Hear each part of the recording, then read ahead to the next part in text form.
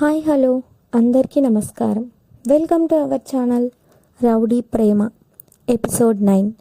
Rowdy Prema episode 1 to 8 చదివిన తర్వాత చదవండి. ఒక అతను చీకటి గదిలో కూర్చొని చేతిలో ఫోన్ పట్టుకొని చూస్తూ, ఎందుకు నీకు నేనంటే అంత కోపమా? మరి నన్ను ఇలా వదిలేసి వెళ్ళిపోతావా?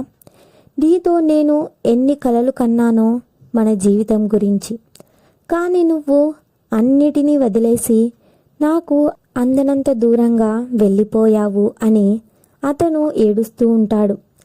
ఇంతలో రూమ్లోకి ఒకరు వచ్చి, అన్నా, ఇంకా ఎన్ని నెలలు ఇలా చీకటి గదిలో ఉంటారు? మీరు సరిగ్గా తిని ఎన్ని రోజులైందో తెలుసా? మిమ్మల్ని ఇలా చూడలేకపోతున్నాం అన్నాం.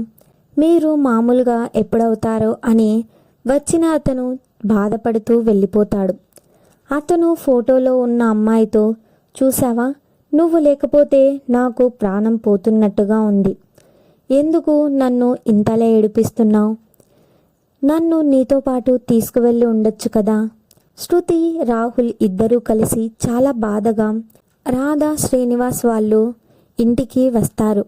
ఇద్దరు జీవం లేని వాళ్ళలాగా అలా శూన్యంలోకి చూస్తూ ఉంటారు. వాళ్ళని అలా చూసిన శృతికి ఏడుపు ఆగదు. ఇద్దరిని పట్టుకొని ఏడుస్తుంది. రాహుల్కి కూడా ఏడుపు ఆగటం లేదు. శృతి అక్కడే ఉన్న ఒక ఫోటో దగ్గరికి వెళ్ళి, ఎందుకు అలా చూస్తున్నావు? అందరినీ అలా వదిలేసి వెళ్ళిపోతావా?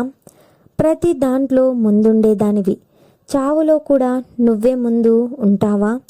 మమ్మల్ని ఇలా ఏడవండి అని అలా వదిలేసి వెళ్ళిపోయావు ఐషు అని శృతి ఐశ్వర్య ఫోటో ముందు కూర్చొని ఏడుస్తుంది.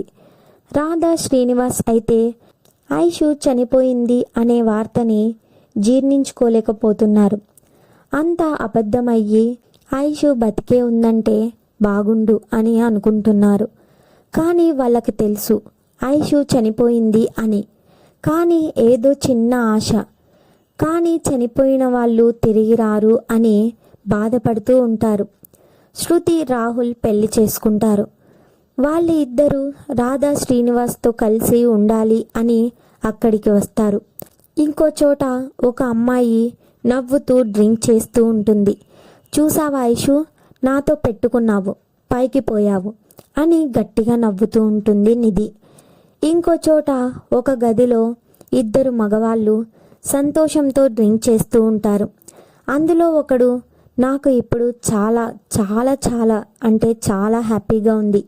ఆ కృతిక్గాడు బాధపడుతుంటే నాకు చాలా హాయిగా ఉంది. నాకు నా ప్రేమని దూరం చేశాడు, నేను తనకి తన ప్రేమని శాశ్వతంగా దూరం చేశాను అని గట్టిగా నవ్వుతూ ఉంటాడు. ఇంకొక అతను కూడా, నాకు చాలా ఆనందంగా ఉంది, వాడు అలా చీకటి గదిలో కూర్చొని ఏడుస్తున్నందుకు అని నవ్వుతూ ఉంటారు ఇద్దరు. కృతిక్, ఎందుకు ఐషు నన్ను వదిలిపెట్టి వెళ్ళిపోయావు అని చీకటి గదిలో కూర్చొని ఏడుస్తూ ఉన్నాడు. ఇంకో చోట అందమైన అమ్మాయి, తన పేరు సంధ్య, చాలా అందంగా బాపు బొమ్మలా ఉంటుంది. వాళ్ళ నాన్న హరి, అమ్మ శిరీష, వాళ్ళు ఉండేది బెంగళూరులో. ఆ అమ్మాయి, నాన్న, నేను కొన్ని రోజులు చదువుకోవడానికి హైదరాబాద్ వెళ్తాను అని అడుగుతుంది. మరి సంధ్య ఎవరు? ఐషు ఎలా చనిపోయింది? కృతిక్ చాలా బాధపడుతున్నాడు కదా. సో వీటన్నిటికీ ఆన్సర్స్ తెలియాలి అంటే నెక్స్ట్ పార్ట్ వరకు ఎదురు చూడాల్సింది. Story is continue. Wait for the next episode. Subscribe to our channel. Thanks for watching.